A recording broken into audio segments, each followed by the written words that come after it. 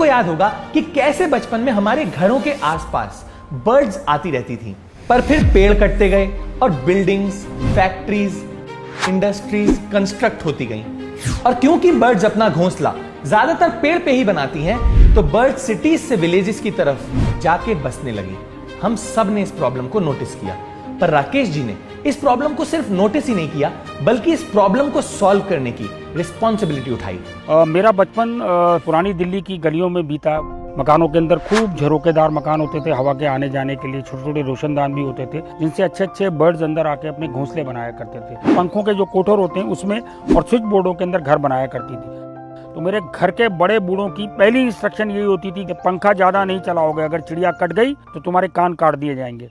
और तब से ही राकेश जी ध्यान देने लगे कि उनकी वजह से किसी भी चिड़िया को कोई भी नुकसान ना पहुंचे।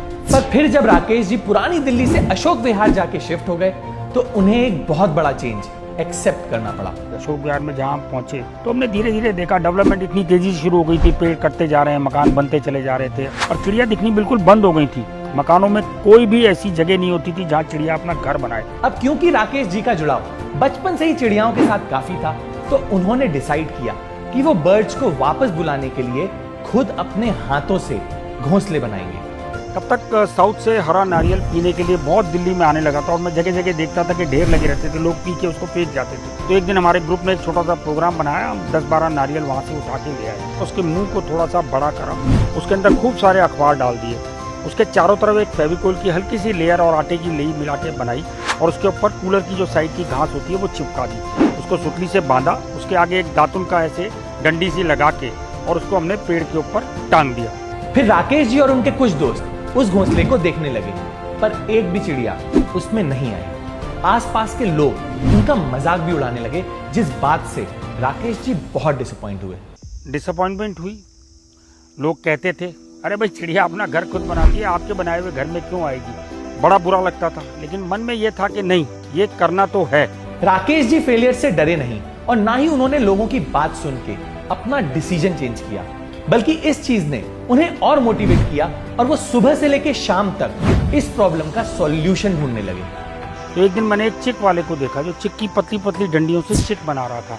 विचार कौंधा कि यार ये चिक की डंडियों से बहुत कमाल हो सकता है, और वो चिक की डंडियां हमने उससे ले ली खूब सारी और उनको खूब राउंड शेप में करा, उसको धागों से बांधा, उसमें एक छोटी सी चूड़ी लगाई, चूड़ी लगा के जब वो ग्लोब की शेप में बन गया, उसके ऊपर टाट पट्टी जो होती है वो लगाया, उसको ऊपर से रस्सी से बांधा, उसमें एक छोटा सा छेद किया और उसके ऊपर नारियल का पूरा जूट लगा दिया। इस बार राकेश जी काफी पॉजिटिव थे, तो उन्होंने इस नेस्ट को लगाया और बर्ड्स के आने का वेट करने लगे। पहले दिन कोई नहीं आया, दूसरे दिन भी कोई नहीं आया, तीसरे दिन भी कोई नहीं आया, पर चौथे दिन फाइनली उसमें एक चिड़िया आई और उसने इस घर को अडॉप्ट किया। उसके बाद जब वो घोंसला उन्होंने अडॉप्ट कर लिया तो मोहल्ले के लोगों ने कहा, भाई हमें भी दो यार, हम भी लगाएंगे अपने घर के पास।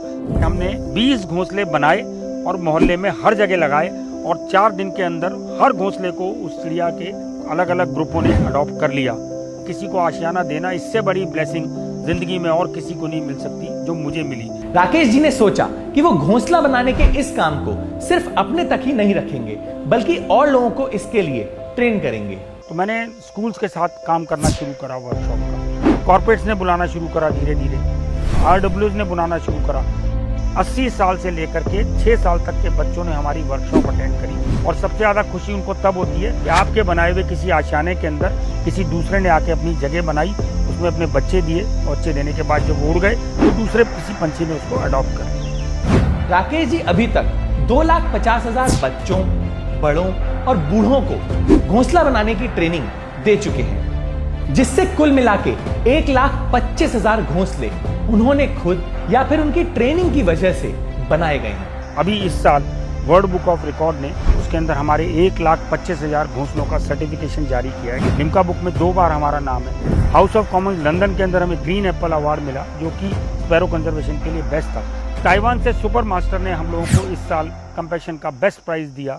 2019 में मैकमिलन कंपनी ने हमारी कहानी को पूरी चैप्टर के तौर पर छापा। जीते जी राकेश जी का नाम एक चैप्टर में आ गया जिसे बच्चे पढ़ते हैं। इससे बड़ी अचीवमेंट राकेश जी को कोई नहीं लगती। इसके बाद राकेश जी ने कई तरह के घोंसले बनाए, पर उनका सबसे स्पेशल जूस के वेस्ट टेट्रा पैक्स को रिसाइकिल करके बनाए।